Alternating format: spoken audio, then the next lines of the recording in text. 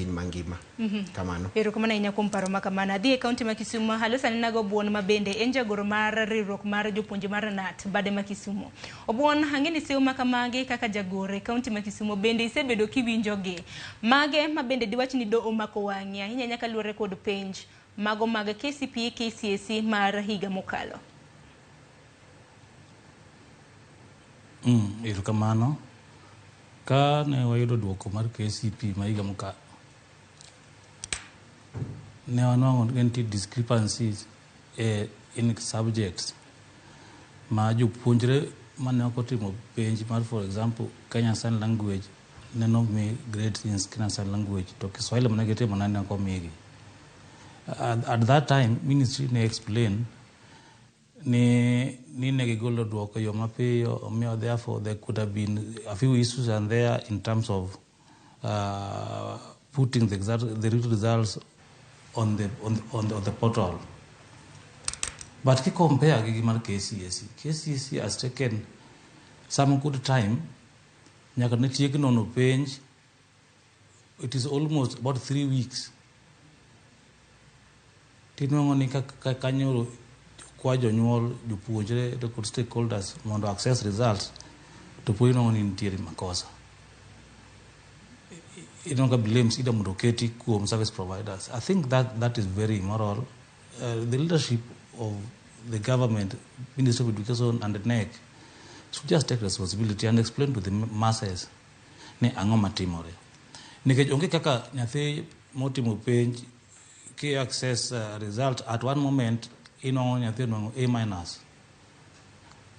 A few hours later, the same result is now B+. What happens? Who makes the result? Who put the result on the portal? Is it not NEC? And if they were given enough time on negative,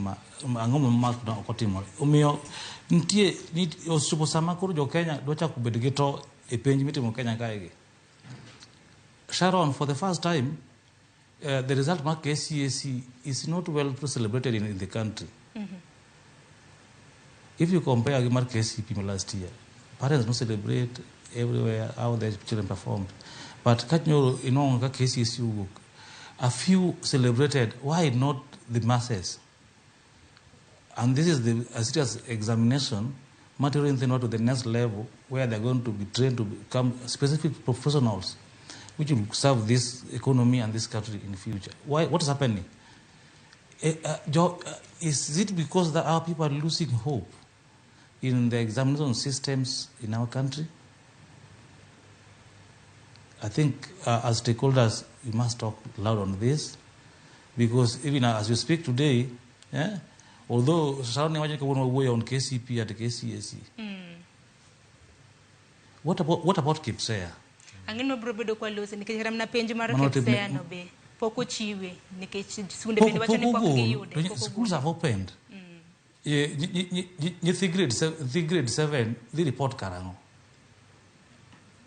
It is not yet known. Some schools report grade 7. Others are still left in limbo. Who is giving direction in terms of education matters in this country? Makoro buona kaluore gi. We are confused. I think there is a serious debate. Kapo kawinjo karamna pach moth mabenda ntiere godo ka winjo mana karamna pach kaka jagoro mar NAT mano bade kaunti ma Kisumu. Seyo dhine nga, seyo dhine duol mochung ne penje pacho ka mano NEC, koso seyo odhine migao mochung weche mag somo, koso seyo dhine jonon penja. Hinya nyaka luore koda chiedhe nade mabendo nena. Hinya walose ka luore gi penj mag KCPE gi KCSE duoko kaka nowuok. Duoko magajore gukinyi yudo ma bange iyudo ma. Duoko say waketo squarely on the doorstep of the cabinet secretary. And the overall administrator matters education in this country. Kane nek to nek njokolando duoko. It is the CS who came out boldly to give out the result. If it were NEC, he would have left